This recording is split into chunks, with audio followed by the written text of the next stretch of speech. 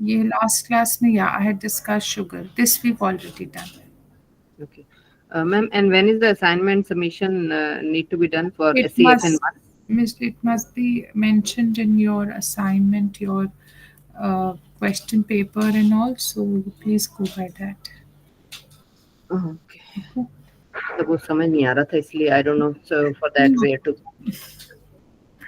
no, and I think there is, I'm not sure, but there is a group made where everybody is a part of it. I mean, all the ones who are enrolled, they've made it, if I'm not wrong. So you can contact any one of them and maybe you can help out each other. Okay, so Right? from the present people, if that group is there, If there's anybody, please put up the link in the chat box. You can use the chat box, right? yes. Get in touch. Thank you. Okay. Okay. So we had to, just a second.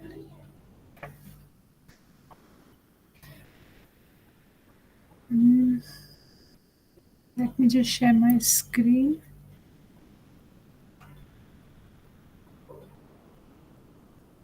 Yeah. So this is your block 3 that we had started last time. And इसमें आपका हमने serial millets की बात करी थी, जिसमें क्योंकि इस unit some things are very generalised in this unit, right?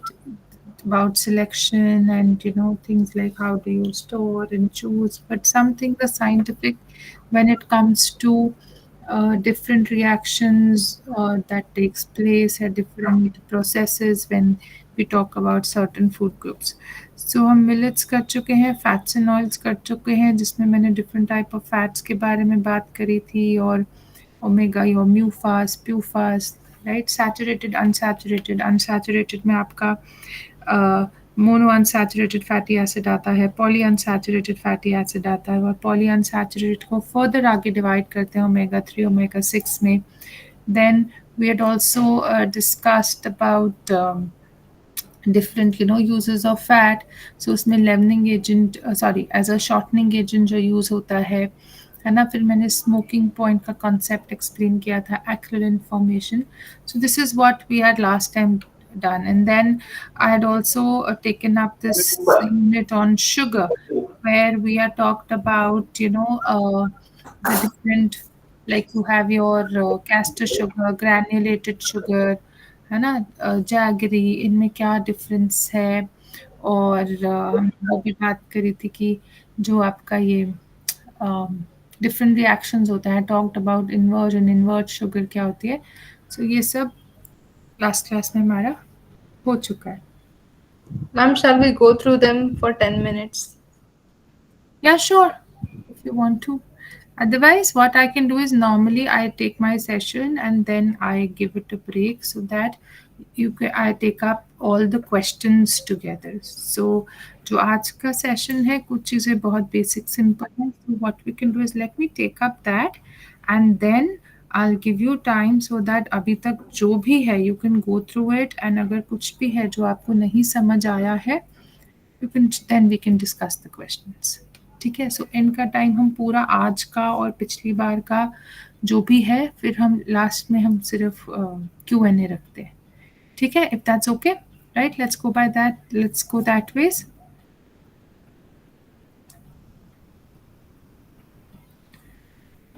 Okay. Fine. So I'll be covering up your pulses and your milk and milk products today. आप सबके पास भी स्टडी मटेरियल होगा, but just for better understanding and you know that what I'm talking about, I'm sharing my screen.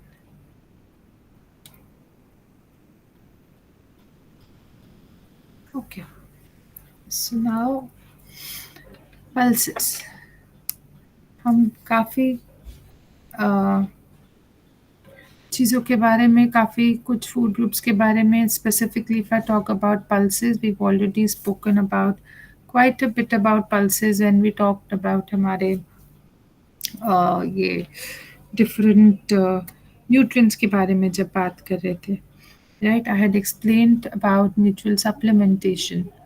So we all know that even for vegetarians when we talk about protein sources, तो सबसे पहले जो दिमाग में आता है वो क्या आता है, हमारी pulses. And pulses are a part of everyone's diet in some form or the other. So pulses is a very versatile group. दूसरा चीज जब हम बात करें प्रोटीन के specifically, obviously non-vegetarians do also consume, but when we specifically talk about protein, for vegetarian, so pulses के बाद जो next चीज दिमाग में आती है वो क्या आती है, आपके जितने भी आपके nuts होते हैं. So nuts, they are a concentrated source of fat, but at the same time they are protein providing as well. So when we talk about pulses, now pulses की अगर हम न्यूट्रिटिव वैल्यू देखें तो pulses, जैसे मैंने कहा, protein content होता है. प्रोटीन कंटेंट आपके सीरियल से ऑलमोस्ट डबल होता है और इसीलिए हम पल्सेस को प्रोटीन सोर्सेस में डालते हैं. But there is one pulse जो स्पेसिफिक कह लो जो स्पेशल मेंशन रिक्वायर करता है, वो है हमारा soybean. So soybean is one pulse which can, if it is included in a diet, it can fulfill a majority part of our protein requirement. Because soybean among all the pulses, जो percentage of protein soybean में होता है वो काफ़ी high होता है. ठीक है, almost 40% होता है. And all these pulses, this I've already mentioned before as well, कि we have to remember that every food, right, if it is a concentrated source of a particular nutrient, तो हम उसको उसमें rich बोलते हैं. But इसका ये मतलब नहीं है कि उसमें और कोई nutrient नहीं होगा, right? अब सिंपल पल्सेस की भी बात करें, हमने पहले देखा है कि जितने जो हमारा B vitamins होते हैं, they are there in our pulses as well. हमारे for example, if I take an example of any food group, if we say green leafy vegetables, they are good in vitamin A, पर इसका ये मतलब नहीं है कि सिर्फ vitamin A ही है उसमें. ऑब्वियसली विटामिन सी होगा, कुछ अमाउंट ऑफ कैल्शियम होगा, it will have other nutrients as well. But जो न्यूट्रिएंट मेजर कॉन्सेंट्रेटेड फॉर्म में या सबसे ज़्यादा होता है as compared to the others, तो उसको हम उसमें रिच मानते हैं. So even your pulses, though they are very high in good source of protein, but they also have other nutrients, that is a B vitamins. And the what do I say, the a very very very good way of using pulses is by germination. Germination भी पहले जब हमने I think cooking methods करे थे, तब मैंने germination और fermentation के बारे में बताया था. That germination is one way by which you can increase the B and the C content, vitamin B और C, water soluble vitamins का content आप बढ़ा सकते हो. क्योंकि germination से क्या होता है आपके, again I would like to repeat that, germination से your enzymes they get activated. So sprouting जिसको हम कहते हैं, तो उससे क्या होता है, जो आपके बी और सी विटामिन हैं वो इंक्रीज हो जाते हैं. And at the same time these protein carbs, what happens is they get broken down into smaller parts so that their digestion also becomes better. So उससे digestibility improve होती है. And इसके अलावा भी इन चीज़ों से, स्प्राउटिंग या फर्मेंटेशन से, there are certain, see many of your pulses they have certain toxic constituents in them. ठीक है, तो जब हम सोक करते हैं, जब हम वॉश करते हैं, बॉयल करते हैं, इन चीज़ों से वो टॉक्सिक कंपोनेंट्स रिमूव होते हैं. से फॉर एग्जांपल सोयाबीन, अगर आपने कभी ध्यान दिया होगा सोयाबीन, या अगर किसी ने यूज़ किया होगा, जैसे ग्रैनुअल्स के फॉर्म में भी आता है, चंक्स के फॉर्म में भी आता है, तो बहुत बार क्या होता है, अगर हम उसको क्या करते हैं, वॉश करके हम उसको बॉयल करते हैं. जब हम बॉयल करते हैं तो ऊपर झाग से आ जाती है, there is a foam that comes on the top, right, and that should be discarded because that is basically by boiling it you are removing the toxins. Soap like हो लगते हैं, तो इनको सैपोनिन्स कहते हैं एक्चुअली। तो they are toxins, so these toxins get removed. So that is why, pulses, they should be sprouted, fermented, they can be washed, soaked, so that the digestibility becomes better. And ये हमने storage में तो देखा है, क्योंकि ये okay pulses perishable में आते हैं, नॉन पेरिशेबल में आते हैं, या सेमी पेरिशेबल में आते हैं. The ones who had attended the previous classes, they should be knowing. Pulses हमारे पेरिशेबल फूड आइटम है या हमारा नॉन पेरिशेबल फूड आइटम है? Non. Yes, they are non-perishable food items. So they do not get spoiled very easily because the moisture content or the water content in them is less. So they are non-perishable. Okay. Then when we come on to our types of pulses, now this is something we all consume in our houses, and we know that they're basically हमारी washed होती है, right? और हमारी whole dals होती है, wash D husk होती है, जिनका ऊपर का छिलका, just a second.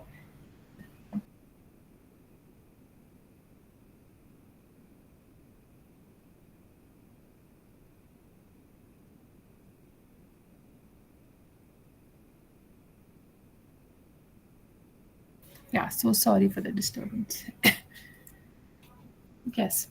So pulses हमारे होल होते हैं, हमारे वॉश्ड होते हैं. वॉश्ड होते हैं वो डी हस्क कहते हैं, क्योंकि उनका आउटर कवरिंग रिमूव किया जाता है, and that makes it simpler and easier for us to basically to digest them. But again we understood this beforehand also, that जो हमारे बी विटामिन, स्पेसिफिकली थायमिन, जैसे मैंने एग्जाम्पल राइस का लेके बताया था कि जो बी विटामिन B1 जो होता है थायमिन, वो यूजुअली आउटर कवरिंग में होता है. तो अगर हम आउटर कवरिंग को रिमूव कर देते हैं, then we are losing our B vitamin. And many times when we soak them and we discard the water, so that also is not very beneficial thing to do, because specifically rice के case में. तो वैसे ही pulses के case में भी at times obviously yes, you have to things like soybean and all, you like I said, the saponins are there, so you have to discard that. But many times if you washing it, अच्छी तरह wash करके आप उसको soak करके अगर drinking water है, you can very well cook it in that water itself, so that you are able to retain your B vitamins as much as you can. And अगर आप whole pulses ले रहे हो, whole obviously will have more fiber in it, right? Because it जो outer husk है वो वहाँ उसमें रिटेन्ड है. जो आपके वॉश्ड पल्सेस हैं उनमें फाइबर कंटेंट कम होगा, क्योंकि आउटर हस्क रिमूव है, और इसीलिए उसमें बी विटामिन स्पेसिफिकली थायमिन भी कम होगा इन योर वॉश्ड पल्सेस.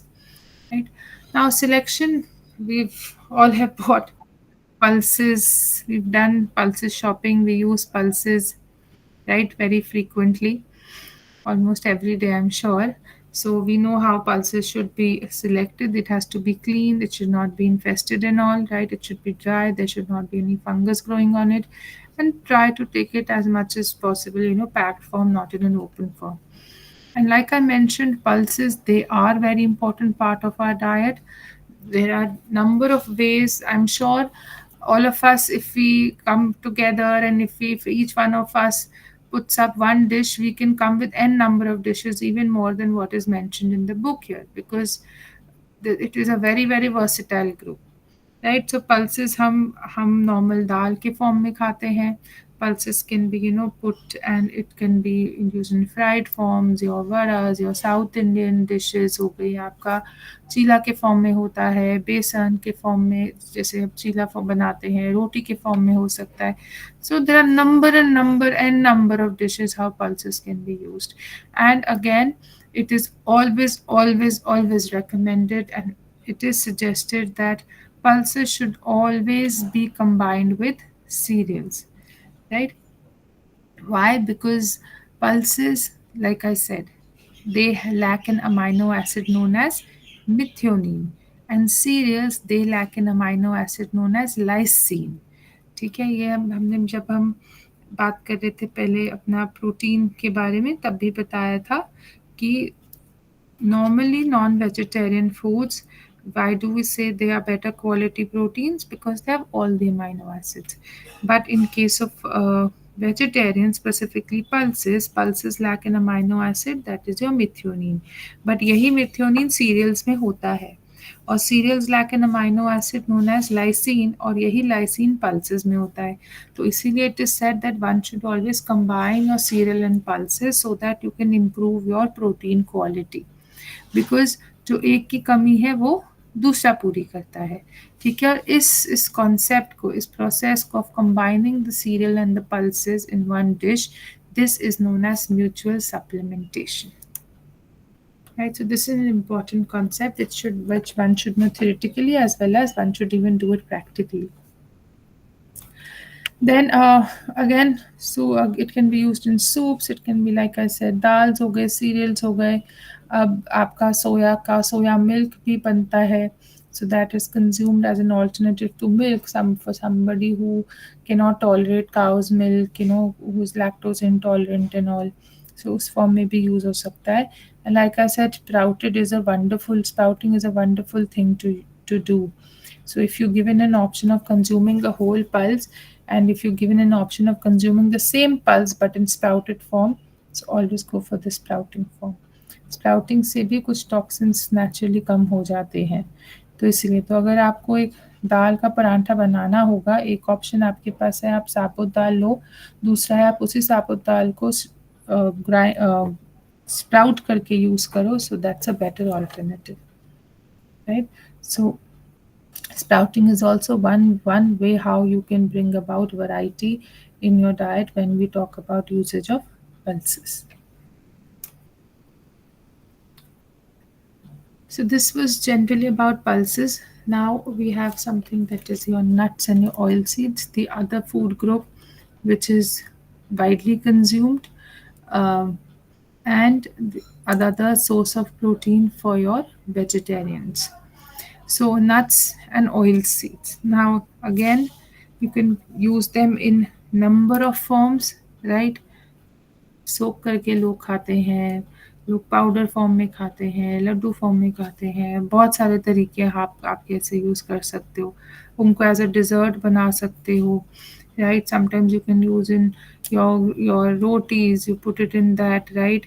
आपका जैसे सोया मिल्क होता है, वैसे अब इतने सारे मिल्क, आमंड मिल्क आने लग गया है, ग्राउंड नट मिल्क आने लग गया है. So we have a lot of variety nowadays when it comes to any food group if we talk about. And like I said, they are good sources of protein, right? इसके अलावा इनमें fat भी होता है, ये हमें नहीं भूलना चाहिए है. तो इसीलिए जो क्वांटिटी हम यूज़ करते हैं इनका, that should always be limited. ये नहीं कि हाँ भाई प्रोटीन है, बहुत अच्छे हैं तो खाते जाओ, ऐसा नहीं. They do offer fat as well. And some nuts, and if you talk about oil seeds, they are good in other nutrients as well. जैसे मैंने बताया था, हर एक फूड आइटम में एक होता है किंग न्यूट्रिएंट और दूसरे होते हैं हमके सोल्जर न्यूट्रिएंट्स. जो हर एक फूड आइटम में मल्टीपल न्यूट्रिएंट्स होते हैं, तभी कहते हैं हम अपने खाने में हमेशा you bring about dietary diversity, use diverse different variety of foods. तो जैसे हमारा वाइट तिल होता है, जो जिंजली सीड्स भी जिसको कहते हैं, that is a very good source of your calcium. Now we know that are walnuts, they are good source of omega 3, right. मैंने जब नाइसिन करे थे तभी बताया था हमारे ये ground nuts, peanuts. Now peanuts में डायरेक्ट नाइसिन नहीं होता. They also, yes sorry, peanuts में डायरेक्ट नाइसिन होता है. I was talking about milk, sorry, that was about milk. That milk has tryptophan, and tryptophan is an amino acid that can get converted into niacin in our body, that is your B3. But yes, groundnuts, they are a very good source of niacin, that is your B3. उसके अलावा भी जितने भी, अगर आप nuts के बारे में बात करो, आप आमंड्स के बारे में बात करो, any for that matter, so they have certain micronutrients, they have certain micro minerals as well. Some have magnesium, right? Some have a good amount of iron also in them. So they are important. They should be a part of our daily diet. So uses are number of uses are n number, जैसे बताया desserts के form में हो गया, soaked form में हो गया, milk के फॉर्म में हो गया, पाउडर करके ले सकते हो, पाउडर करके किसी भी चीज़ में डाल सकते हो. Even for the kids and all, it's very good. If the kids don't take it, you can maybe put the powder in form of चपाती. आप आटे में ही गूंद के दे सकते हो, आप अपनी कटलेट्स बनाते हो, कुछ भी बनाते हो. So you can always powder them and put it in them. Why go in for unnatural things? Calcium का वो है, सेसमे सीड्स को ग्राउंड करो, वाइट सेसमे सीड, और आप उसको अपने आटे में ही मिला लो, पता भी नहीं चलता इतना taste, right. And then your खसखस जो पॉपी सीड्स होते हैं, नट्स एंड ऑयल सीड्स में ही आते हैं. They are very good to provide hydration. They are used in number of beverages and all. So yes, nuts, and so this was all about nuts and your pulses, which are important in our diet. And how are they important? We all are aware of that now. Then we come on to our second food group, which is your milk. And milk, we know milk को normally हम क्या कहते हैं, बड़ा nutritious है, complete food कहते हैं, पर इसमें क्या है, दो nutrients missing होते हैं, that is your vitamin C and your iron. इसके अलावा most of the vitamins are present in milk. You talk about protein, it is there. You talk about calcium, it is there. You talk about vitamin A, it is there. You talk about vitamin B, specifically B2, that is there, right? If you talk about B3, तो मैंने बताया था indirectly होता है, क्योंकि इसमें tryptophan होता है जो B3 में convert हो सकता है body में, right? So you talk about any nutrient and that's there in milk. So milk again animal food है, तो इसलिए प्रोटीन क्वालिटी तो बेटर होगी because it has all the necessary amino acids that are there. हमारे Indians में अगर आप देखो, अगर कोई कहता है नहीं मैं तो वेजिटेरियन हूँ, पर वो वेजिटेरियन, वो ऐसा वेजिटेरियन, बेसिकली वो लैक्टो वेजिटेरियन है. मोस्टली पीपल that vegetarian के नाम पर they will not eat eggs and meat, but yes, milk is something that we all take because that is what has been introduced to us since our childhood. But when we talk about fat, yes, milk has fat. Milk has invisible fat. Okay, not visible fat, invisible. Visible वो होता है जैसे हमारा घी, oil जो हम use कर रहे हैं. We are aware, we are taking it in a spoon and putting it in the dish. So that is our visible. Invisible होता है, that is naturally present in the food. And it's not, we cannot like see it. हम कोई एक चम्मच निकाल के अलग से नहीं, मतलब अलग से निकाल के नहीं डाल सकते. It is there present in the food. So that is your fat that is present in milk as well. And now the basically milk को हम क्या कहते हैं, milk एक emulsion होता है, ठीक है. Emulsions, I hope you all have heard of this term. Emulsions जो होते हैं हमारे दो टाइप के होते हैं, water in oil and oil in water, ठीक है. तो ये हमारा क्या है, जो मिल्क है वो ऑयल इन वाटर वाला है, क्योंकि बेस तो लिक्विड ही है ना, उसके अंदर फैट है. ओके, सो इसको हम इमल्शन कहते हैं when there are two liquid phases that are brought together. Okay, so milk is an emulsion, क्योंकि बेस वाटर है और उसमें फैट, एक तरह से कह लो फैट घुला हुआ है, ठीक है. तो और दूसरा हमारा होता है water in oil. Water in oil emulsion होता है जैसे हमारा बटर. अब बटर देखोगे, बटर में लिक्विड कंटेंट कम होता है लेकिन फैट ज़्यादा होता है ना, फैट बेस होता है. So that's an easier way to remember this. So milk is an emulsion where we call it an oil and water emulsion, क्योंकि वाटर मेन है, लिक्विड वाटर फेज ज़्यादा है और उसमें फैट डिजॉल्व एक तरह से हुआ है, फैट डिस्पर्स्ड है. So it is an emulsion. Carbs भी होते हैं, nothing, people who are lactose intolerant हम कहते नहीं है, क्योंकि मिल्क की जो शुगर होती है, मिल्क में जो कार्बोहाइड्रेट्स होते हैं, that we term it as lactose. Okay, and people who are lactose intolerant, because हमें एंजाइम चाहिए होता है लैक्टेस, ठीक है, to break this down, to break up the lactose in the milk. And some people in whom this lactase enzyme is absent or not properly functioning, तो ऐसे लोग फिर क्या होते हैं, लैक्टोज इंटॉलरेंट हो जाते हैं. वो ये लैक्टोज को ब्रेक डाउन नहीं कर पाते, तो इसीलिए उनको मिल्क डाइजेस्ट नहीं हो पाता है. So lactose is the carbohydrate that is present in milk.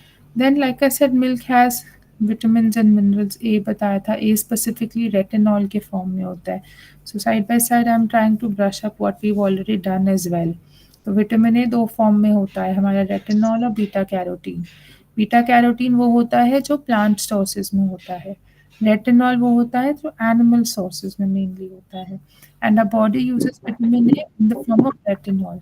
So this ma'am हाँ जी, ma'am just sorry to interrupt, लेकिन ये जो लैक्टोज इंटॉलरेंस है ना, वो जरा आप थोड़ा क्लेरिफाई कर सकते हैं? lactose intolerant कुछ नहीं, basically to break down this lactose in the body, ठीक है, our body requires an enzyme. Okay. हाँ. तो उस वो एंजाइम क्या होता है, वो लैक्टेज होता है. ठीक है. अब बहुत बार many people, you know, they either their body is not able to produce this particular enzyme, you know, in proper amounts, जो तो they lack this enzyme. तो उससे क्या होता है, ऐसे लोग जब दूध पीते हैं तो क्या होता है, वो इस लैक्टोज को ब्रेक डाउन नहीं कर पाते हैं. ओके. ये प्रॉपर डाइजेस्ट नहीं हो पाता और ये अनडाइजेस्टेड हमारे, क्योंकि देखो हम कुछ भी खाते हैं मुंह में ब्रेक होता है, digestion starts in the mouth and it ends in the small intestine, है ना. Yes. And then from the small intestine nutrients blood में जाते हैं और जो अनडाइजेस्टेड फूड है वो लार्ज इंटेस्टाइन में चले जाता है और फिर हमारी बॉडी उसको निकाल देती है फीसिस के फॉर्म में. तो क्या हो रहा है, people who are lacking this enzyme lactase, they are not able to break down the carbohydrate in the milk. कौन सा carbohydrate? Lactose. Okay. So this lactose, it goes undigested, right, in the large intestine. अब वहाँ हमारे bacteria होते हैं, तो ये bacteria उस पे वर्क करते हैं, they cause lot of gas, flatulence, diarrhea. तो तभी people when they have milk, you know, they are not able to digest. कहते हैं ना दूध सूट नहीं करता, दूध पीते डायरिया हो जाता है, या दूध पीते बड़ी ब्लोटिंग या गैस बनने लग जाती है, तो वो इसीलिए भी होता है. Okay. Okay. Thank you so much. Most welcome. So and yes, so this milk also, like I said, it has vitamin A specifically in the form of retinol. It has B vitamins, हमारा riboflavin के form में, calcium होता है, right. But हमारा iron और सी बस एक है जो हमें मिल्क से नहीं मिलता है. तभी तो दूध में अगर कुछ भी खट्टा डालोगे तो कहते हैं ना दूध फट गया, राइट, कर्डलिंग हो जाती है, सेपरेट हो जाते हैं उनके protein phases. Now the commonly consumed milk products are our curd, very favorite one in the summers because it can be used in the form of your buttermilk or lassis and all. Curd में अब क्या होता है, बहुत बार you know many people are able to many people are not able to digest milk, but they're able to digest curd, they're able to take curd because curd एक क्या है, एक हमारा फर्मेंटेड प्रोडक्ट है ना. कर्ड क्या हो रहा है, कर्ड में हमारे लाइव बैक्टीरिया होते हैं. So this bacterias when we put them in milk, जैसे दूध में जरा सा दही लगा डालते हैं ना दूध को कन्वर्ट करने के लिए दही में, right. So what happens is our this thing are curd, it has live bacteria. So with the help of this bacteria, the lactose, it gets converted to lactic acid. Okay. So इसीलिए this तभी तो दूध और दही में थोड़ा खट्टापन आता है और दूध मीठा लगता है क्योंकि दूध में लैक्टोस है, carbohydrate, it's a sugar. And but in milk that lactose gets converted to lactic acid with the action of bacteria, and this lactic acid gives it that little sour taste, थोड़ा खटास जो देता है. That is why now many people are able to you know tolerate curd because उसमें अब जो lactose था उसका quantity कम हो गया है, वो lactose किस में convert हो गया है, lactic acid में. But people who are very very sensitive, उनमें भी कभी कभार वो मिल्क के साथ कर्ड को भी नहीं कर पाते हैं. So this is something very you know individualize. Some people वो डिफरेंट स्टेजेस या सिवियरिटी होती है लैक्टोज इंटॉलरेंस की, कि कुछ लोग दही दूध कुछ नहीं ले पाते हैं, but some people are able to you know tolerate curd to some extent, but they are not able to take milk. So that is very individualized. But because of this conversion of lactose to lactic acid with the help of bacteria, curd is more preferred and curd ज़्यादा उसकी digestibility better होती है as compared to milk. Then the other thing is your other milk product is your paneer and your cheese. So now we all know how to make paneer. If you add a little vitamin C, it can be in the form of your vinegar or lemon. What happens is now milk हमारे इसमें ना proteins होते हैं, ठीक है. अब सबने सुना होगा वे प्रोटीन कुछ नहीं एनिमल प्रोडक्ट से मिलता है ना. और वे प्रोटीन और केसीन सुना होगा, ठीक है. एक मिनट, या I am typing out in the chat box as well. अब when you know there is a certain pH required, okay. Now when we add acid, जब हम एसिड ऐड करते हैं तो उससे क्या होता है, आपका जो pH है ना वो कम हो जाता है, ठीक है. अब क्योंकि कंडीशंस एसिडिटी की हो जाती हैं, एसिडिक हो जाती हैं, तो इसीलिए इसमें क्या होता है, आपके ये जो प्रोटीन्स जो है ना ये सेपरेट आउट होने लग जाते हैं, ठीक है. तभी हम जब दूध में vitamin C in the form of lemon, नींबू डालते हैं तो क्या होता है, वो उसके पीएच को, पूरे एनवायरनमेंट को एसिडिक कर देता है. तो ये जो केसीन है ना ये बाहर आने लग जाता है. This you know it starts to coagulate, okay. These are proteins basically. तो जब प्रोटीन्स को हीट देते हैं, राइट, और जब एसिडिक एनवायरनमेंट होता है तो ये कोएगुलेट इकट्ठा होने लग जाता है. तो एसिडिक एनवायरनमेंट में पहले तो वे और केसीन अलग होने लग जाएंगे, और जैसे जैसे हीट देंगे ये केसीन इकट्ठा होने लग जाएगा, कोएगुलेट कर जाएगा इन the form of your paneer, right. So basically जिसको हम पनीर की तरह निकालते हैं, और जो बचा जो वाटर होता है that is nothing but that is your way water. So that water should not be thrown away.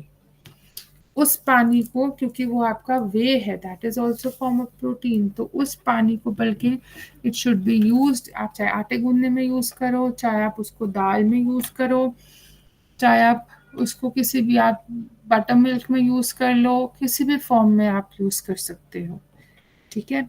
और जब ये सेपरेशन होता है और उसको फिर जब हम फर्मेंटेशन राइपनिंग के लिए रखते हैं different stages, we get different forms of cheese जो हम पिज्ज़ा और उनमें यूज़ करते हैं. सो पनीर को भी इंग्लिश में तभी कॉटेज चीज़ कहते हैं, और जो चीज़ जो पिज्ज़ाज बर्गर्स इन सब में यूज़ होता है उसे प्रोसेस चीज़ कहते हैं, क्योंकि जो वो प्रोसेस चीज़ होता है वो उसमें माइक्रोबियल एक्शन से थोड़ा उसको राइपन किया जाता है और फिर उसमें फ्लेवरिंग एजेंट्स डाले जाते हैं. क्रीम इज नथिंग, दूध उबालते हैं ऊपर फैट आता है, फैट सेपरेशन, उसको हम क्रीम कहते हैं, और उसी से ही उसी को ही अगर हम गरम हीट करते हैं तो हमें क्या मिलता है, अपना बटर और घी मिलता है. So basically they are you know they have higher fat content तभी in them, okay. So this is then खोया, again we all know what खोया is. अगर आप मिल्क को हीट करते रहोगे जिसमें मॉइस्चर कंटेंट कम हो जाता है तो you know eventually what you get, जैसे होता है ना दूध को काटते रहो जैसे कहते हैं, उसके बाद what we get is basically your khoya. Now if you have to buy milk, like it is always said, you should always buy, you know, because milk you should always buy packed from a good source so that it's not adulterated. And that's a different question, what is there in the market we are getting today. But as a consumer we should be aware that milk adulteration again is very common, and milk, like I said, it has lot of water content in them, it has nutrients in them, so easily it becomes favorite not just for humans but also for microorganisms. तो milk तभी perishable food item में आता है. जैसे मैंने पहले भी बताया था, माइक्रोब्स को क्या चाहिए होता है, एक अच्छा वार्म टेम्परेचर, मॉइस्चर और ऑक्सीजन, एयर चाहिए होता है. मिल्क को अगर ऐसे ही रखोगे तो एयर भी मिलेगा, उसके अंदर न्यूट्रिएंट्स भी हैं for microbes to grow, pH भी बिल्कुल परफेक्ट है और उसमें मॉइस्चर भी है, तो इसलिए मिल्क बहुत जल्दी ख़राब हो जाता है. That is why you know we pasteurize, you should always go for pasteurization. Pasteurization क्या था, ये भी हमने मिल्क पहले किया था, but just to explain it in brief again, pasteurization is a process. Obviously, it is a way to reduce contamination. It is a way to make it safer the consumption of foods. Pasteurization में हम पहले जो food item है या liquid form में या solid form में हो, तो उसको हम पहले क्या करते हैं, we expose it to very high temperature for a particular time period. जितना ज़्यादा टेम्परेचर होगा, टाइम पीरियड थोड़ा कम करते जाते हैं. उसके बाद immediately we bring it down to a very low temperature. Okay, जैसे अगर 100 कुछ है तो एकदम से 7 डिग्रीज पे. उससे क्या होगा, because of the temperature difference, the microbes, their activity gets inhibited. Microbes inactive हो जाते हैं, and then obviously the milk is safer to consume. वो इतनी जल्दी ख़राब नहीं होता है क्योंकि माइक्रोब्स कुछ किल हो जाते हैं या कुछ इनएक्टिव हो जाते हैं. So always go in for a pasteurized milk. देन here they're just explaining you कि अगर आप कोई और मिल्क प्रोडक्ट भी लेते हो, जैसे क्रीम लिया, खोया लिया, तो you just have to make sure it is fresh और उसमें स्मेल ना आए कोई. So that we all are aware of, right? And then milk is another very very versatile food product, right? Versatile, sorry, food group, because it can be used in the form of your plain milk. It can be used again along with some fruits as a shake. It can be used as curd. It can be used as raita. Milk से हम इतनी सारी sweet preparations बना सकते हैं. Milk से हम beverages बना सकते हैं. मिल्क से पनीर बनता है. उससे अगेन इतनी सारी चीज़ें बन सकती हैं, bit sweet, bit salted, right. Milk से आपके घी, बटर, ये सब भी बन सकता है. So milk is a very very versatile food group. So I shall stop here for now. Just give me 5 minutes. Let me go and have water, and I'll be back in 5 minutes. Now I'd like to first take up any doubts that you have regarding this part or your previous part.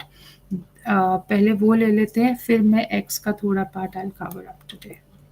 So please just give me 5 minutes. I shall have water and come back.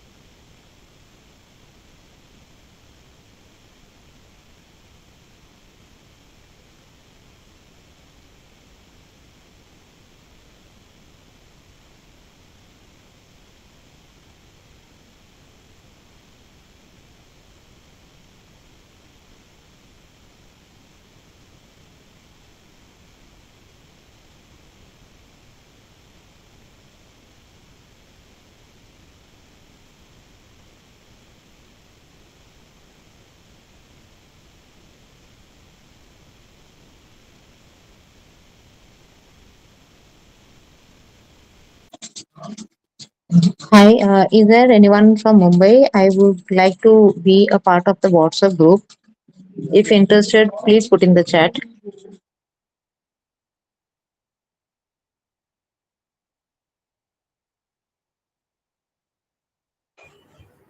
Hi, please, If you're please check chat. I have already shared the WhatsApp group link. You can add yourself. Okay, I'll check. I just joined today only. So, okay.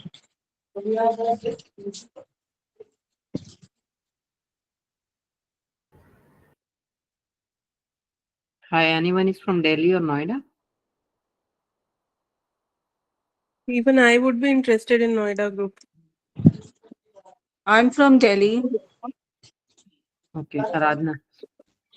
I think Yes. NCR can be a group, but this group has some good conversation which you have already Yeah, done it around? has all the details, all the conversations, and I think you join this group because you will get all the information here.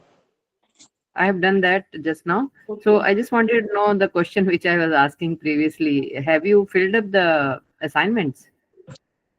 Yes, I've completed 2 assignments, and the third one I am, still working on that. I mean, CFN one Hi, आपने किया है? There are can 3 anyone, assignments. Could you sorry, tell the name on the group right now? WhatsApp group for Delhi Noida. There's nothing like Delhi Noida. It's one group. If you go in the chat, it's one group. It's all India one group. I am unable to see the chat. Could you just verbally? resend, please. Yeah, I am unable to see in the chat. Can you please resend the link?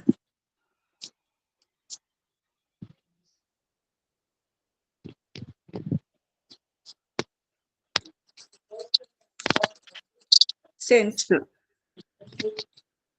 Thank you. so Aradhana, I was talking to you.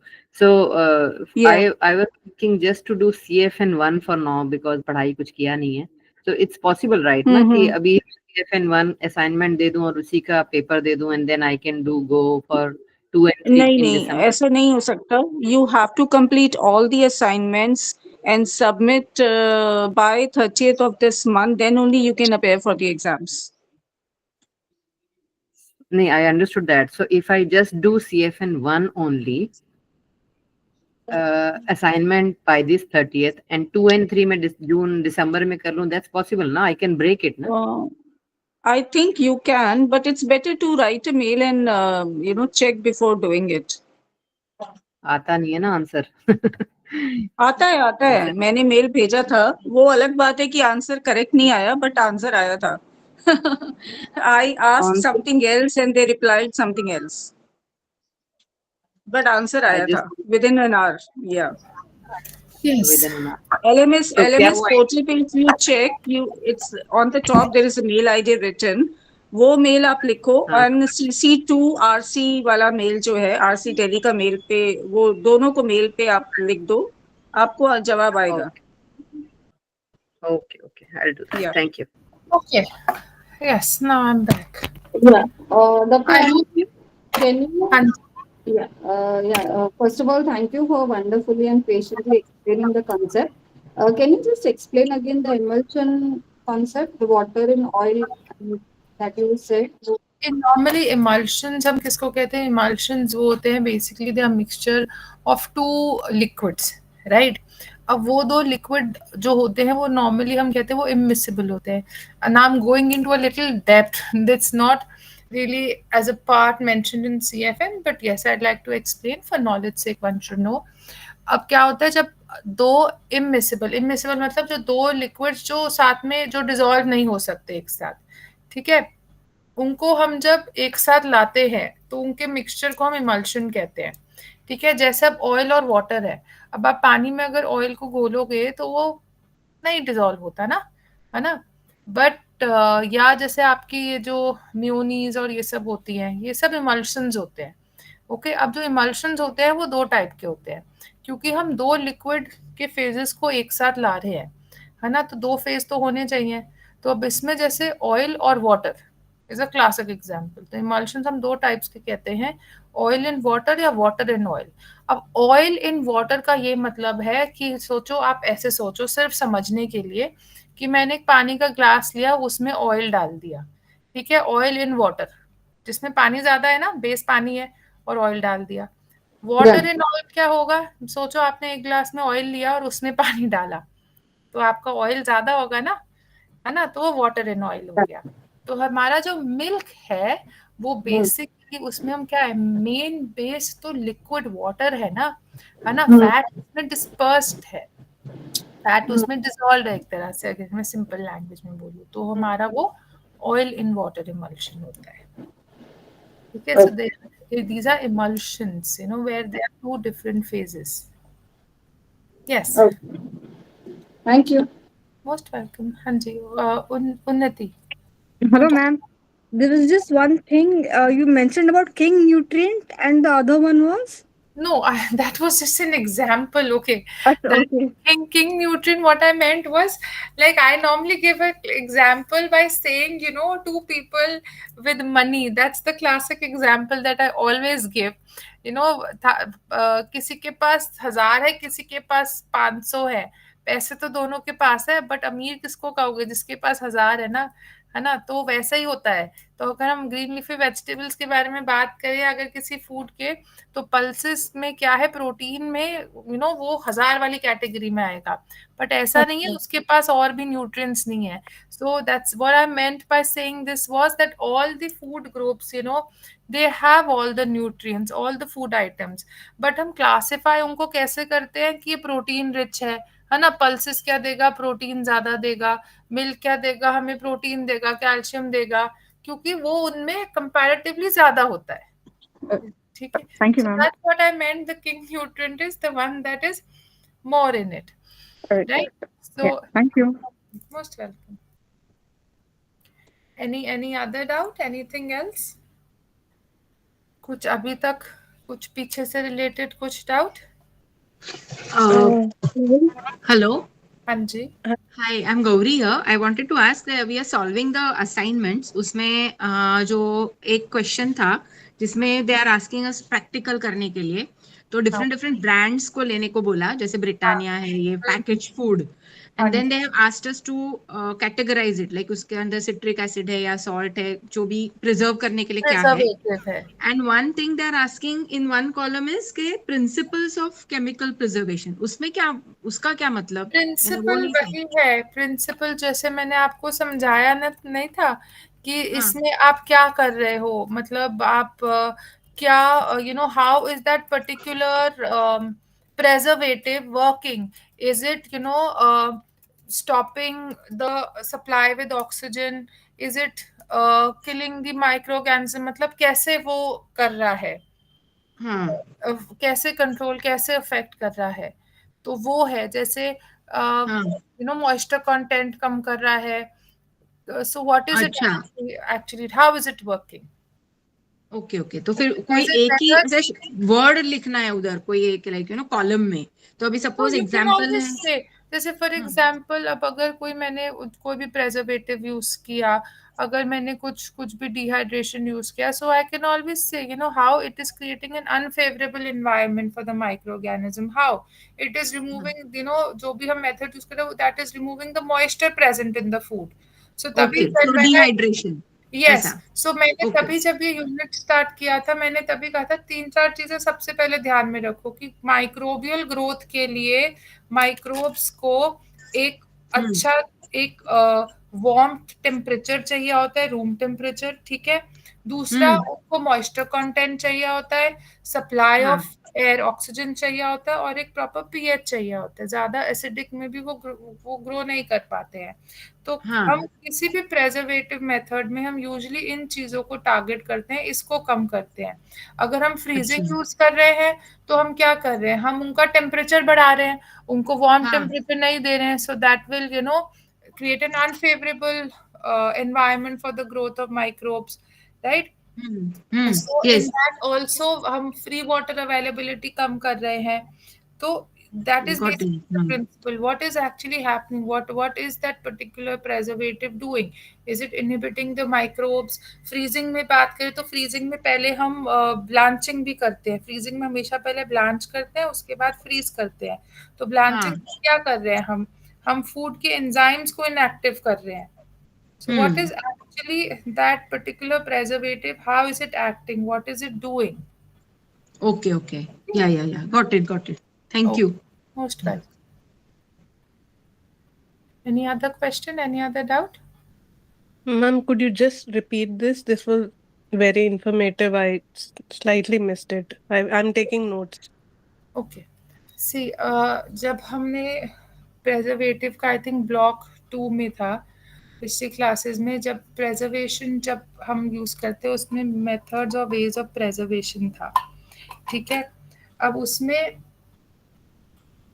एक तरीका है हमारा cold methods, ठीक है। Okay. Old methods में हम क्या कर रहे हैं, हम अपना जो टेम्परेचर है वो कम कर रहे हैं, है ना, फ्रीजिंग, रेफ्रिजरेशन, क्योंकि microbes they require, that is their need for them to grow, they need moisture, they need free water, okay, water Yeah. Active, तभी तो दूध जल्दी खराब हो जाता है as compare to your other pulses and all, because it has more water in them, so it is favorable for the microbial growth. Then they Right. need warmth, room temperature, warmth चाहिए होता है. Right. Then they also, this is I'm talking about most of the microbes. ऐसा microbes, अब हम microbiology नहीं कर रहे हैं अभी, but still microbes ऐसे भी होते हैं जो बहुत ठंडे पे ग्रो हो सकते हैं, बहुत, कभी भी फ्रिज में ऐसा तो नहीं है ना, फ्रिज में रखो तो खाना कभी खराब नहीं होगा, महीने 2 महीने बाद रखोगे तो खराब होगा ही अगर फ्रीज में करोगे, है ना. But majority of the microorganisms, so they require free water, they require warmth, they require a particular pH, ज्यादा एसिडिटी या बहुत अल्कलाई होगा तो भी वो नहीं ग्रो कर पाते, and they need air, they need supply of oxygen. So हम कोई भी अगर हम कभी भी ये इन कंडीशंस को अगर नहीं देंगे तो फिर माइक्रोब्स ग्रो नहीं कर पाएंगे ठीक तरह, तो फिर हम अपने खाने को लंबा रख सकते हैं, तो they become a way of preserving food. Say for example, if you using cold methods like your refrigeration, your you are using freezing, cold storage में रख रहे हो, तो वहां हम क्या कर रहे हैं, वहां हम टेम्परेचर कम कर रहे हैं, हम उनको वो वार्मथ नहीं दे रहे हैं, तो वो प्रॉपर हम उनके जो एनवायरनमेंट है उसको उनके फेवर में नहीं कर रहे हैं, अनफेवरेबल कर रहे हैं, तो माइक्रोब्स की एक्टिविटी ऑब्वियसली इनहिबिट हो जाएगी, रुक जाएगी. और जब हम खाने को फ्रीज भी करते हैं तो उससे पहले एक प्रोसेस होता है ब्लांचिंग का, हम वो करते हैं. ब्लांचिंग में क्या होता है, ब्लांचिंग होता है जिसमें हम, जैसे हम टमेटोज को बेसिकली मेनली यूज होता है कि टमेटो को अगर आपको सपोजिटली 20 किलो टमाटर अब अगर सेव करने हैं, तो अगर आप ऐसे ही रखोगे, चाहे प्यूरी बना के भी रखो तो भी खराब होंगे, लेकिन अगर आप उनको ब्लांच करके रखोगे फिर प्यूरी बनाओगे तो जल्दी खराब नहीं होंगे. ब्लांचिंग में हम फूड को हॉट वाटर, बॉइलिंग पानी को बॉईल करके उसको सिम पे कर दो, राइट, उसको फिर हम खाने को उसमें रखते हैं depending upon the food that we want to blanch. Green leafy vegetables को कम देर करेंगे, अगर टमेटो या और कुछ फूड है तो थोड़ा ज़्यादा देर, 1 to 2 minutes, may be 3 to 4 minutes depending upon the food item. उसके बाद उससे एकदम से ठंडे पानी में डाल देते हैं, क्योंकि हम again we are subjecting the food to varied to extreme temperature conditions. So उसमें क्या होता है, जो फूड के अंदर जो एंजाइम्स होते हैं जो नेचुरली फूड में प्रेजेंट होते हैं वो इनएक्टिव हो जाते हैं. सो उसके बाद पहले ऐसे ब्लांचिंग करते हैं, उसके बाद आप उसको फिर फ्रीज कर सकते हो, तो इससे खाना जल्दी खराब नहीं होगा, क्योंकि हम एंजाइम्स भी इनएक्टिव कर रहे हैं, माइक्रोबियल ग्रोथ के लिए भी कंडीशंस अनफेवरेबल कर रहे हैं, तो खाना प्रिजर्व हो पाएगा. डिहाइड्रेशन में या सन ड्राइंग में आप क्या कर रहे हो, आप पानी again obviously you are exposing the food to very high temperature, again हमने टेम्परेचर वाला फैक्टर कम कर दिया. दूसरा, डिहाइड्रेशन में अब उनको पानी चाहिए होता है, free water, the water that is present in the food, so they need that, so वो भी हम कम कर रहे हैं, तो अगेन माइक्रोबियल ग्रोथ कम हो जाएगी. उसके अलावा आप बहुत बार अगर हम ये यूज करते हैं एसिड और ये सब, जैसे अचार बनाते हो ये सब, है ना, तो उससे आप क्या कर रहे हो, उसमें उसका पीएच इफेक्ट हो रहा है, वो लोअर डाउन हो रहा है, एसिडिक एनवायरनमेंट क्रिएट हो रहा है, तो फिर तो भी माइक्रोब्स ग्रो नहीं कर पाएंगे ठीक तरह. सो जो ये 4 चीजें चाहिए, हम किसी ना किसी तरह से अगर इनको हम कम या ज्यादा कर दें जो माइक्रोब के फेवर में ना हो, तो फिर that becomes my way to preserve my food. Okay. Right? Thank you so much, ma'am. Most welcome. Any other question? Any other doubt? Or कोई query? Ma'am, today is my first class. I've missed the previous classes. Is there a way to I'm told these cover are that? recorded, so maybe you will be shared. I don't know, they'll be put in some portal or what. You will be shared with the recording. So you can go through that. Otherwise, we still have sessions left. तो if you Yes, go the yeah. Material and अगर कुछ नहीं समझ आता है, कुछ बीच में आपको लगता है कोई ऐसा पार्ट है जो डाउटफुल है या कुछ, so then you can ask me during the session as well. That's Okay, okay. no issue. Okay. Thank you, ma'am. Most welcome. Dr. Anku, during while studying for the exams, we will be appearing in June whenever the exams are. If we have any doubt, we need to reach out to you. How can we get access to you? Well, for the access, I will be just taking your CFN1. अगर आपको फिर कोई doubt होता है तो doctor Harmeet है और counsellors हैं, तो आप उनसे भी पूछ सकते हो. Sorry, I did not get. Ma'am, I can't hear you. Actually, आवाज echo हो रही है. Misha, can you mute yourself? Yeah, I sure. can hear my own echo. See, there is actually ऐसा कुछ personal, ऐसा कुछ interaction, ऐसा there is no way for that. But since you will be having a session till the end of May, so you know, अगर आप you can go through your study material. You have a month's time. So अगर study material से all the counselors who are taking your these sessions, they're all qualified. So अगर कोई particular कुछ हुआ doubt तो आप उनसे भी पूछ सकते हो. Okay, got it. Thank you. Hanji, Unnati, you want to say something? You had raised your hand or? No, ma'am, that is the previous one only about the king nutrient. Okay. Fine. So I'll just take up a short part on eggs as well. Let's just start. अब हम आ गए हमारे दूसरे food group पे जो हमारा है eggs. अब एग को हम बड़ा ही न्यूट्रिशियस फूड मानते हैं क्योंकि एग एक ऐसा फूड है. जब प्रोटीन की बात करें तो सबसे पहले अगर आप नॉन वेजिटेरियन हो या अगर आप एगिटेरियन हो तो सबसे पहले एग ध्यान में आता है. Because not just regarding the quality of protein but also in terms of the bioavailability of protein. कि मतलब जैसे मैंने बताया था एक कॉन्सेप्ट होता है कि एक खाने में x ग्राम प्रोटीन है ना, बट क्या वो x का x ग्राम प्रोटीन पूरी बॉडी यूज कर सकती है, वो एक क्वेश्चनेबल चीज होती है. क्योंकि जो भी हम खा रहे हैं इट्स नॉट नेसेसरी कि उतना का उतना ही हमारी बॉडी यूज कर रही है ना, क्योंकि कुछ अब्जॉर्प्शन जो हम कहते हैं अब्जॉर्प्शन वेरी करती है person to person, your system to system. Okay, like for example अब हमारी आयरन अब्जॉर्प्शन अगर देखो, अगर आप जितना भी आयरन खा रहे हो तो जरूरी थोड़ी ना बॉडी 100% यूज करेगी. Iron absorption can very from 5% to 35%. कि सोचो जितना आप खा रहे हो किसी में 5% अब यूज हो रहा है, किसी में 10%, किसी में 30, किसी में 35, so it varies. But egg is one food item जिसकी प्रोटीन की bioavailability absorption is also very good. So for good quality protein, the first thing that comes to our mind is egg. क्योंकि egg का protein quality और उसकी absorption भी अच्छी होती है. मतलब the protein that is available to the body for use, the form of protein that's also good.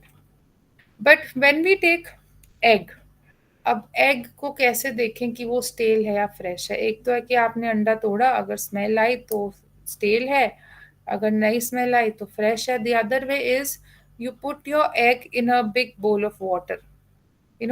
If your egg sinks, right, then that means it is good. If it floats, then that means it is stale. Why? क्योंकि egg में ना, egg का जो shell होता है ना वो थोड़ा पोरस होता है, मतलब वहाँ छोटे छोटे बहुत छोटे छोटे होल होते हैं जिससे एयर एक्सचेंज होती है. अब अगर जितना पुराना अंडा तो उसमें ज्यादा एयर का एक्सचेंज होगा, more of air can go inside the egg. तो एग में क्या होगा, एक छोटा सा एयर सेल होता है.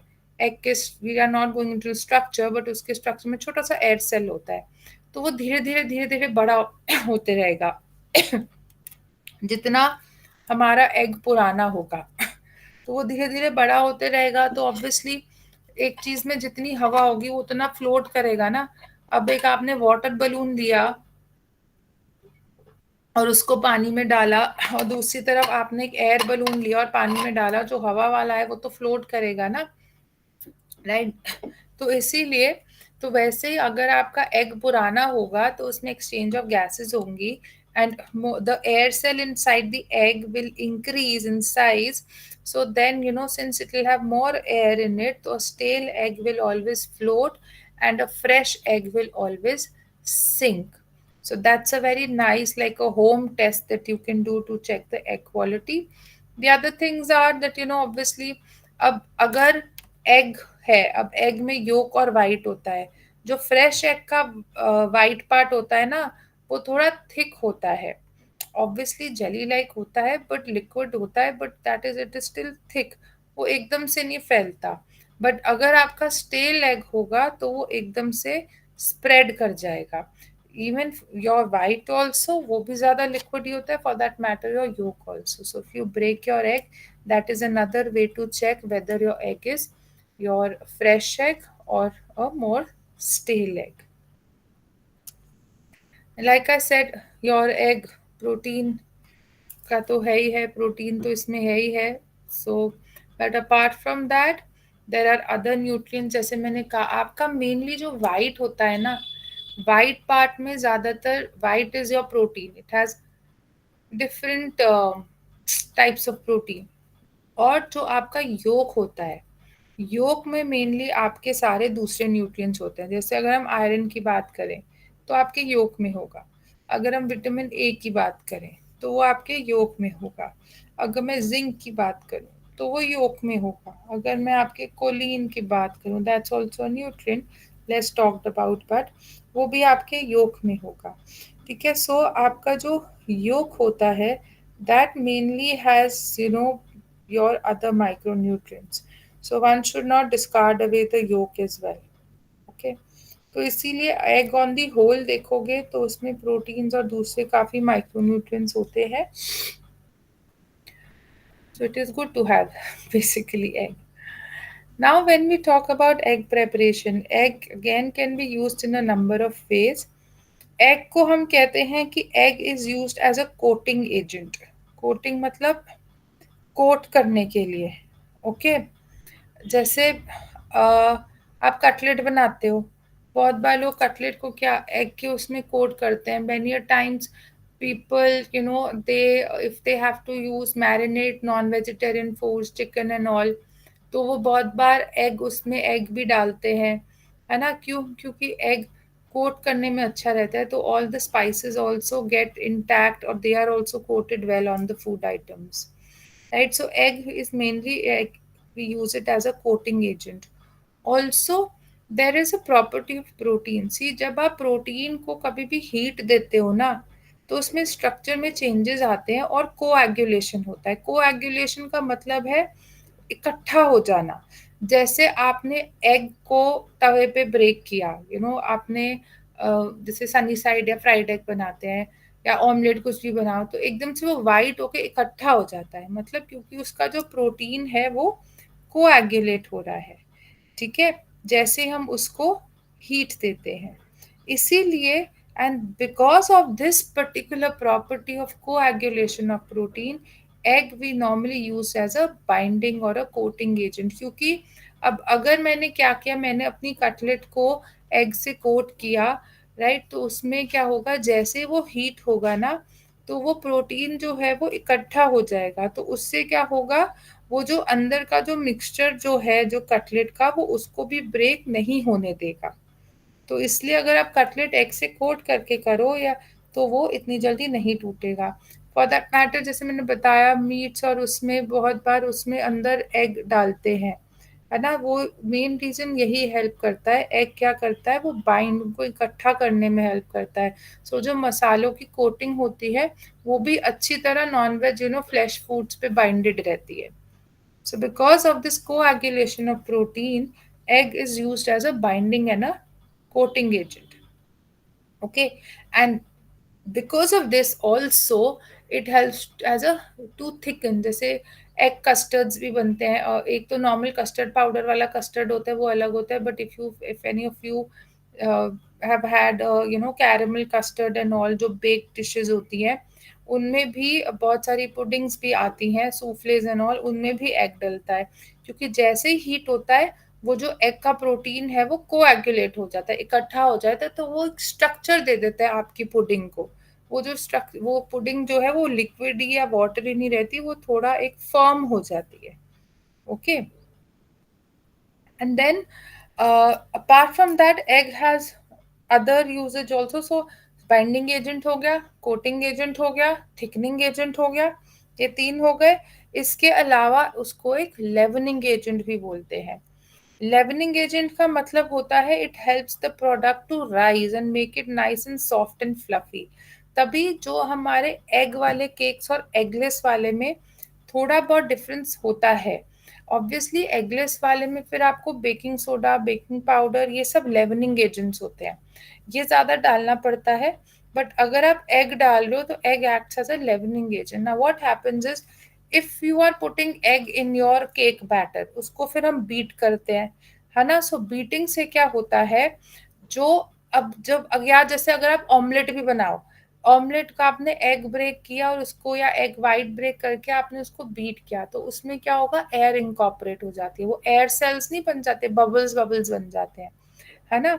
अब ये जो बबल्स हैं, जब हम जैसे ही हम हीट देते हैं, हीट अप होके ये हॉट एयर राइज होती है ऊपर की तरफ, स्टीम बन के राइज होती है, और वो फिर प्रोडक्ट को भी हेल्प करती है राइज होने में। जैसे अब अगर मैंने एग को डाला अपने केक बैटर में और ब्लेंड कर दिया, बीट कर दिया, अब जैसे ही मैं केक बेकिंग में डालूंगी तो उसमें एग के स्ट्रक्चर में जो प्रोटीन्स है उसमें एयर इनकॉर्पोरेट हो गई, है ना, क्योंकि बीट किया ना, वो फ्लफी हो गया। अब जैसे ही मैं उसको बेकिंग में डालूंगी, so because of heat the air will get heated up and it will rise up, right, as steam it will rise up, and this hot air, what will it do, it will also help in rising the product, the cake.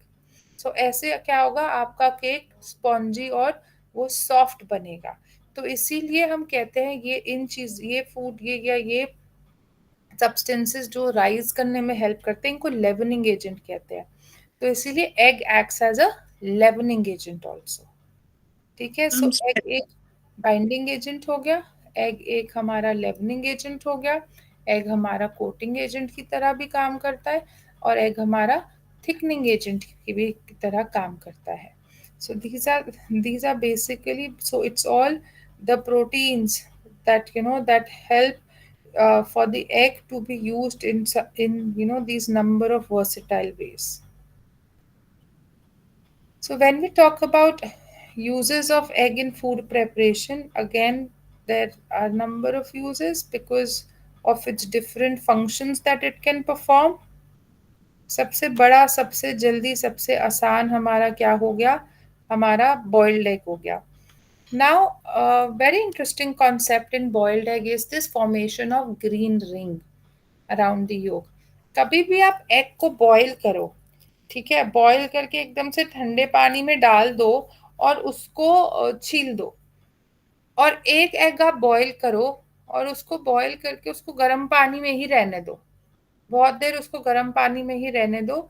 बहुत बार क्या होता है, तो जो जब उसको फिर बाद में अगर आप छील के अगर आप खाओगे, मेनी अ टाइम्स दिस योक के आसपास ना एक्चुअली ग्रीन, अब ऐसा नहीं है कोई शेड कार्ड लेके ग्रीन, नॉट दैट टिपिकल घास वाला green, but you will see that grayish, greenish, a darkish layer around the yolk. It does happen many times. I don't know how many of you consume egg here.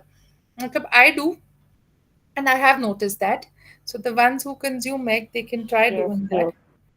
So many a times, what happens is this is basically a reaction that takes place. इसको हम green ring formation कहते हैं yolk में।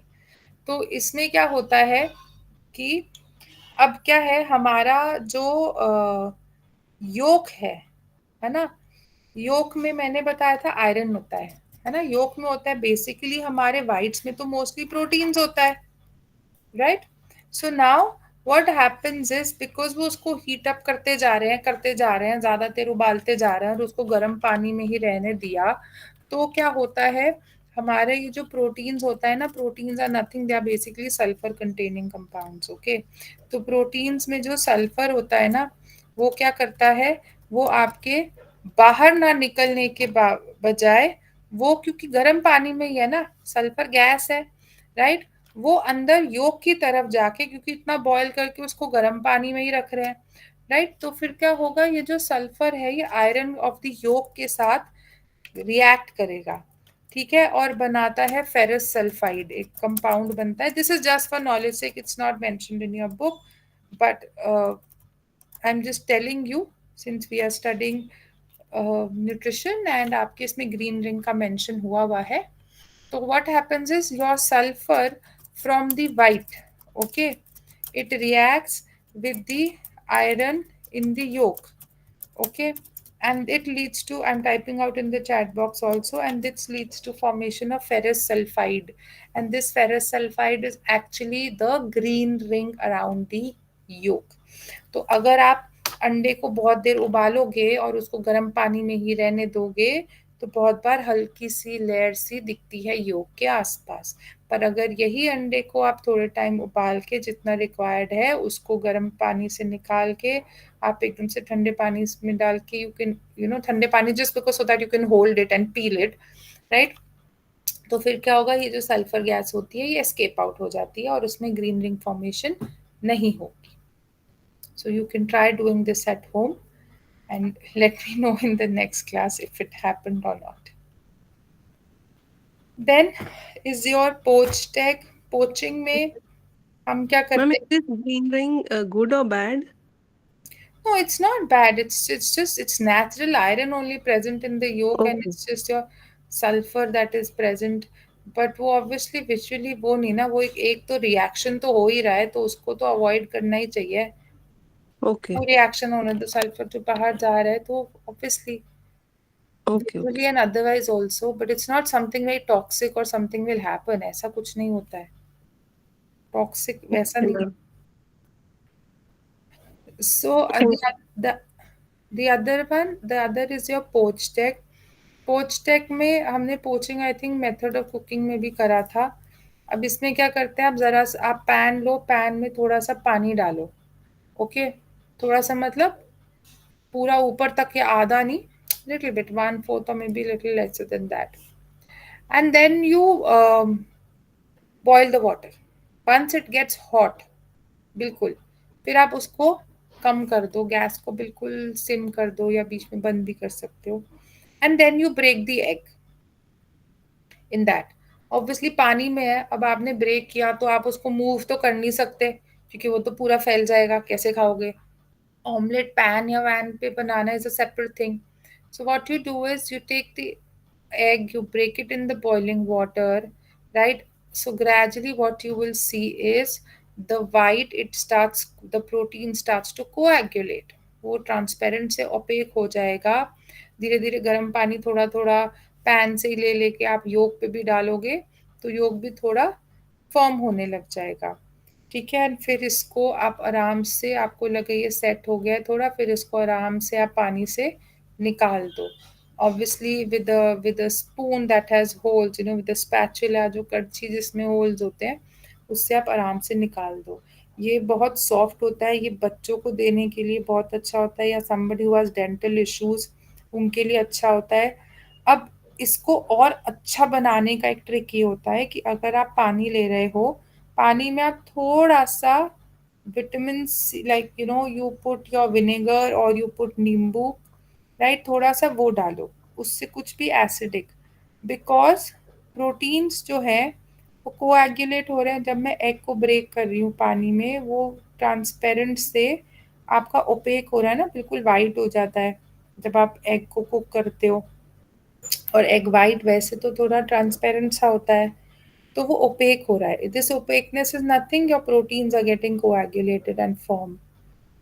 So when we am adding vinegar in it, what is vinegar doing? Vinegar is making the environment acidic. So again, since the pH is decreasing and there is heat, so protein coagulation फटाफट हो जाती है, ठीक है। और इससे क्या होगा, by adding vinegar you are trying to retain the shape of the egg. So अगर आप एक पोच्ड एग बनाओ विदाउट विनेगर, क्योंकि सी इमेजिन दैट आपके पास एक पैन में पानी है, बॉइलिंग वाटर है, और आपको उसको पानी को फिर आपने सिम पे कर दिया और आपने एग ब्रेक किया, अब आप उस एग को हिला नहीं सकते क्योंकि वो पानी में है, वो तो फैल जाएगा ना, जरा सा भी आप हिलाओगे. So sometimes making poached egg is challenging also. So you add Instead of vinegar, can we use lemon juice? yes you can. Vinegar थोड़ा स्ट्रांग होता है, लेमन जूस थोड़ा ज्यादा डलेगा, पर फिर उससे थोड़ा सावर टेस्ट ना आ जाए, बस यही है. तो विनेगर बहुत थोड़ा सा ही डलता है, फ्यू ड्रॉप्स डलता है, तो उससे फिर क्या होगा, वो सावरनेस भी नहीं आती है. And the white it becomes firm, वो वाइट फैलता नहीं, वो फटाफट कोएगुलेट हो जाता है क्योंकि हीट भी है और पीएच भी कम कर रहे हैं. So it gives a nice shape to your poached egg. वो राउंड रहता है, round not like a compass circle round, but yes more or less round when you look at it. ठीक है, विदाउट विनेगर थोड़ा फैलने का ज्यादा डर रहता है बस. That's a small little trick, and the science behind it is you are lowering the pH, so protein coagulation जल्दी हो रही है. Fried egg, we all know, fried आपने पैन लिया, उसको तोड़ दिया, and that's it. You let it cook. अगर उसको वापस टर्न कर दोगे तो डबल फ्राइड हो गया. Omelettes, souffles, custards, puddings. Omelettes again we know we are incorporating air, जितना इंकॉपरेट करोगे, जितना बीट करोगे, उतना फ्लफी बनता है. सूफ्लेस, जैसे हमने कहा, egg is used as a thickening agent, so it is used in this. Souffles are basically desserts, they are sweet preparations जो शुगर, क्रीम, उन सब से बनती है. फ्रूट फ्लेवर्ड सूफ्लेस भी होता है जो जिसमें फ्रूट्स डालते थे, नहीं तो फ्लेवर डालते हैं. Custard is not the same custard that is the one that you get in the market. That's corn flour based. Okay, that's your basically custard powder. But आपके caramel custards भी बनते हैं जो आप egg से बनाते हो. उसमें आप उसको डायरेक्ट हीट नहीं करते हो, उसमें you add milk, sugar and all these things, and then you add egg also. उसको डायरेक्टली हीट नहीं करते, डबल बॉयलर में करते हो, क्योंकि डायरेक्टली हीट किया तो अंडा तो एकदम से थिक हो जाएगा ना, जैसे बॉइल्ड एग में होता है, तो वैसा टेक्सचर नहीं आता है. So your custards are another, your caramel custards, baked custards भी बनते हैं. So at IHE, I learned making this at IHE only during my undergrad years. So we used to have cooking practical also as a part of our practical, where we were taught and we had to make all these so that we can understand what is exactly happening, what is the science behind it. So I remember making baked custards and caramel custards that time. And as a student, I'm talking about years back. And as a student, पहली बार तो बिल्कुल खराब ही हो गया, क्योंकि normally हम क्या कहते हैं घर में, नॉर्मली तो कस्टर्ड पाउडर लाए और कस्टर्ड बना लिया, है ना. सो इतना इतना कैरमल कस्टर्ड इतना कंजम्पशन भी नहीं थी.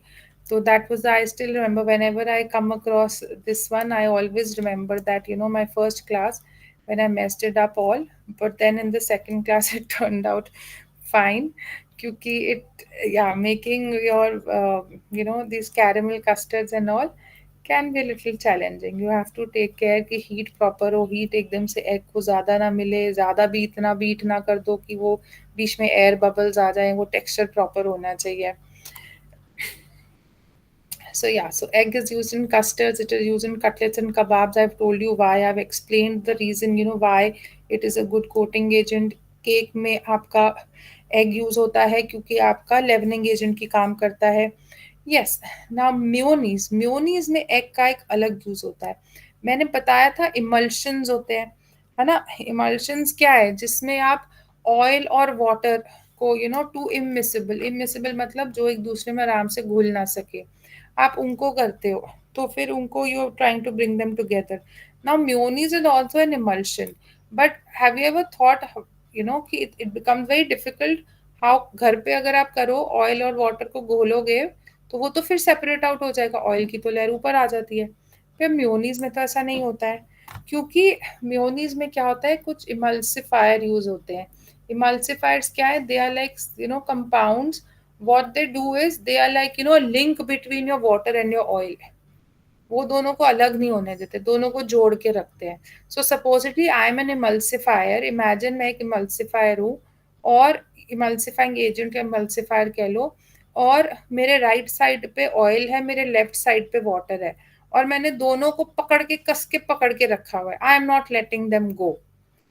So what am I doing is I am trying to hold the water and the oil together. सो आपको देखने में मैं नहीं दिखूंगी, पर आपको ऑयल और वाटर एक साथ दिखेगा, राइट। सो म्योनीज में स्पेसिफिकली जो एग वाली म्योनीज होती है, एग योक में कंपाउंड होता है lecithin, so that acts as an emulsifier. वो क्या करता है, वो ऑयल और वाटर को सेपरेट आउट नहीं होने देता है, जो योक होता है। तो इसीलिए म्योनीज में भी एग यूज होता है। एगलेस म्योनीज में फिर सिंथेटिक इमल्सिफायर्स यूज होते हैं to keep the two phases together. Okay, meringue is also, again, it is a kind of a dessert only that is used, right? It is more of a baked, like a pudding form of egg, somewhat like baked custards only. Okay, so I'd like to stop here for the day. ठीक है, meat fish ये हम बाद में अगली बार करेंगे। इसके अलावा anybody has a doubt? Yeah, I have one question. In the assignment, we have asked the question, discuss briefly the nutritive value and uses of eggs in our diet. Sorry. Yeah. So in the assignment, can you hear me? Yes, I can. Yeah. So in the assignment, we have been asked the question, discuss briefly the nutritive value and uses of eggs in our diet. So the nutritive value is like the percentages that we have to write, 75% and 12 to 14% and all.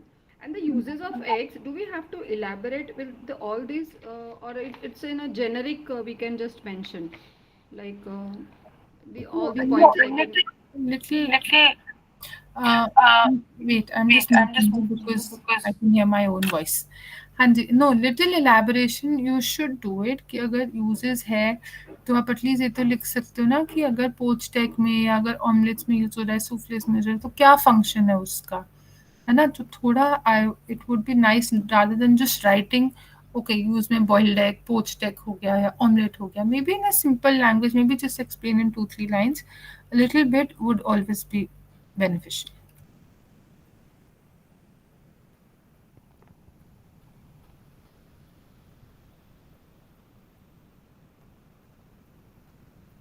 Right, so just explain it briefly. I hope that's clear. Yes, sure. Thank you. Most welcome.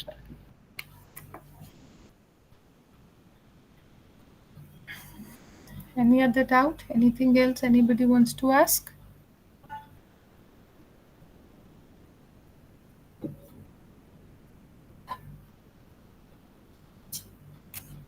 और कुछ नहीं, अभी तक सब clear है? Yes, ma'am. Okay. Hello, ma'am. Neelam Asnani here. हाँ जी. Yeah. Thank you, ma'am. There was a wonderful presentation. There is one question in the practical part. Give the nutrition value of the recipes. Suppose अगर मैंने कोई सांबर की recipe लिखी है, उसके ingredients लिखे हैं, तो I have to mention that dal, protein in dal and vitamin. Yes, क्योंकि न्यूट्रिटिव वैल्यू आप ऐसे ही, ये CFN1 का ही पार्ट है ना प्रैक्टिकल का. Right. हाँ. Yes. So you should, now you know that pulses have, they have proteins also. You will also mention about, they have B vitamins also. So जो nutrients है, so take up each ingredient and then you mention what that ingredient is rich in, क्योंकि हमने तभी हर एक food item food group किया है ना, और उसमें सबकी उसकी न्यूट्रिटिव वैल्यू देखी है ना कि उस फूड ग्रुप में क्या क्या न्यूट्रिएंट्स होते हैं. So do it like that. Okay. Thank you. Most welcome.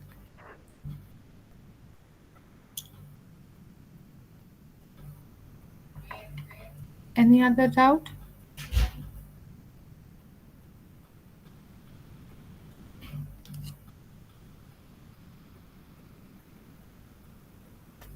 One more question, ma'am. हाँ जी. जैसे आपने अभी प्रिजर्वेटिव्स के बारे में बताया कि भाई सॉल्ट है, एसिड है, केमिकल प्रिजर्वेटिव्स है, तो जैसे हमारा एक क्वेश्चन है ना, उसमें शुगर भी मेंशन है कि हम प्रिजर्वेटिव के लिए यूज करते हैं, तो शुगर कैसे वर्क करते हैं? आप मुरब्बा बनाते हो है ना, तो उसमें आप चीनी डालते हो ना, तो मुरब्बा कितने टाइम चलता है, क्योंकि जब आप शुगर डालते हो what happens is there is osmosis होता है, ठीक है. ऑस्मोसिस में क्योंकि क्या है, अब आपने शुगर डाली तो concentration of water outside is decreased, चीनी ज्यादा होगी, तो खाने के अंदर से पानी, कुछ भी चीज में आप चीनी या पानी डालो सॉरी चीनी या नमक डालो तो कहते हैं ना पानी छोड़ जाती है अपना, है ना? बराबर। वो हाँ। क्या हो रहा है, पानी छोड़ना वो बस ये हो रहा है कि the water from the food is coming out. So that ways, Okay. what is happening is the free water activity that is present inside the food is reduced. तो माइक्रोबियल ग्रोथ Okay. कम होगी. दूसरा, अब बहुत बार हम इससे क्या होगा, the supply, because the food gets completely dipped in water, so the supply of air also gets cut, क्योंकि वो पूरा डिप सोक हो जाता है पानी में, तो ऑक्सीजन सप्लाई Okay. भी थोड़ा कम हो जाता है. हम ये तो नहीं कहेंगे जीरो, क्योंकि पानी में भी तो ऑक्सीजन होता है, but yes that is reduced. And so the activity mainly, the main reason is कि आपका एक्टिविटी ऑफ फ्री वाटर जो है वो कम हो जाता है. Okay. Like Thank you. हाँ जी, most welcome. content of sugar in juices. Sorry? One example could be juices. We have a lot of sugar for preservation of juices. Yes. Market juices. Yes, पर उनमें तो आपका chemical preservatives भी होते हैं ना, क्योंकि आपका या पोटेशियम मेटाबाइसल्फाइड, सोडियम बेंजोएट, ये सब भी बहुत होते हैं, क्योंकि उनको तो बहुत टाइम तक प्रिजर्व करना होता है. या मेन इज यस, शुगर का ये भी होता है, क्योंकि yes it acts as a preservative, it removes the free water. Okay. Yeah, Dr. Anku, I just wanted to check, like I have finished the writing the assignment CFN1 yet to be submitted, but if I want to rewrite this answer, like as you mentioned about the egg, so then how do I go about? Shall I rewrite it again in the last of the assignment, mentioning the question and the answer again? Yeah, otherwise it is possible for you to paste it in between. It depends on the placement कैसी हो, one side पे है या back side. Yeah. Because it's always dinner. Yeah, your voice is breaking. Your voice is breaking. It's always better to write it in a flow, because there's so many assignments, and even the person who's writing is also a human. The person who's checking is also a human. So it's always better if you could, attach a sheet and maybe just strike out that neatly and just write please omit. That's fine. अगर वो option कोई नहीं है तो obviously गलत या ना करने से तो अच्छा है पीछे लगाओ, बट इट्स ऑलवेज बेटर अगर वहाँ है तो आप एक शीट इंसर्ट कर दो. You always mention it there, then it's easier to check in one flow, no? जैसे आपका क्वेश्चन पेपर जा रहा है वैसे ही आपकी आंसर्स भी जा रहे हैं.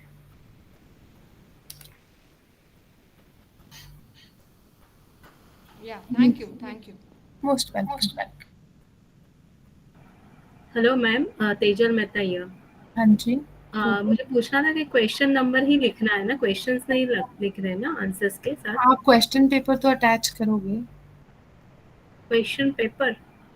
हाँ, असाइनमेंट जो है वो तो attach to attach that with your assignments. आगे क्वेश्चन पेपर के साथ ही अटैच करना है ना? हाँ, क्वेश्चन पेपर साथ में आप अटैच करना.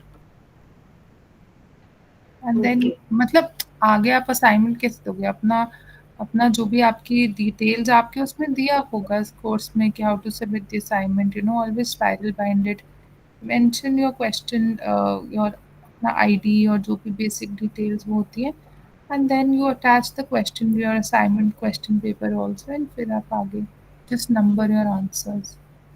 I didn't get you ma'am, के because वो सारा मेंशन नहीं किया है, जस्ट उन्होंने क्वेश्चन नंबर राइट करने को बोला है, वहाँ पे मेंशन करने को बोला है. But I always suggest कि क्वेश्चन नंबर थे, पर आगे आप अपना क्वेश्चन पेपर भी तो लगाना चाहिए. It's always better. Okay, because अब मेरा कंप्लीट हुआ है, लेकिन मैंने अभी तक उसको स्कैन करके पोस्ट नहीं किया है, तो देखती हूँ मैं कैसे हो रहा है, तो नेक्स्ट सेशन में आपसे पूछना पड़ेगा. अगर आपने अभी कर दिया है सारा, मतलब नहीं, आपने आंसर्स तो लिखे हैं ना, मतलब यस, और आंसर्स को प्रॉपर नंबरिंग दी है ना? यस. हाँ, तो ठीक है. बस ये है कि आगे आप क्वेश्चन पेपर स्कैन करो तो क्वेश्चन पेपर भी स्कैन करके आंसर स्कैन करके बस भेज दो. ओके, पहले क्वेश्चन पेपर स्कैन करना है, बाद में answer paper. Better to keep your question paper along with your answers. Okay ma'am, thank you. Even if you have written the questions? Sorry? Even if we have written the questions and then the answers, the question paper has to be attached? If you haven't, then it's better. Okay.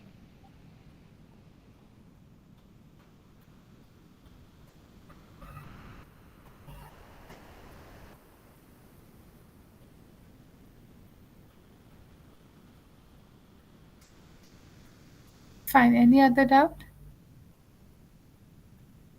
No. Okay.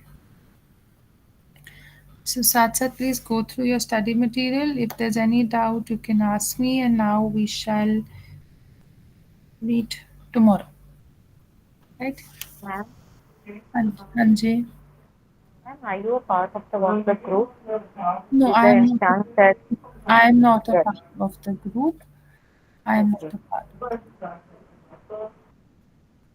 Ma'am, Anjay? excuse me. Ma'am, could you briefly explain, just in brief, what you did in first 15 minutes? Because I was late in joining. I could not get the link. No, What not did we really. I discuss was today? when I start, I normally start with a little briefing about what was done in the previous class, so that Okay. that link is maintained, right? Okay. So I was just briefly talking about your cereals and fats में हमने different fats किए एक बार वो एक तरह से refresh हो जाता है ना कि हमने last time class कहाँ छोड़ी थी Right, so right. that's and then I started off with pulses only the first so the new Okay. topic that I took up today was pulses. Okay, I joined at Pulses only. So, but you did not miss anything. Okay, then thank you very much. Don't worry. Fine. Thank you so much, everyone, and keep reading. Complete your assignments, right? And most welcome to come up with more questions. And I shall now see you all tomorrow. Okay. Thank you. Okay. Thank you. Bye-bye. Thank you. Bye. Bye. Thank you, ma'am. Bye. Most welcome. Bye. Thank you, ma'am. Most welcome. Bye.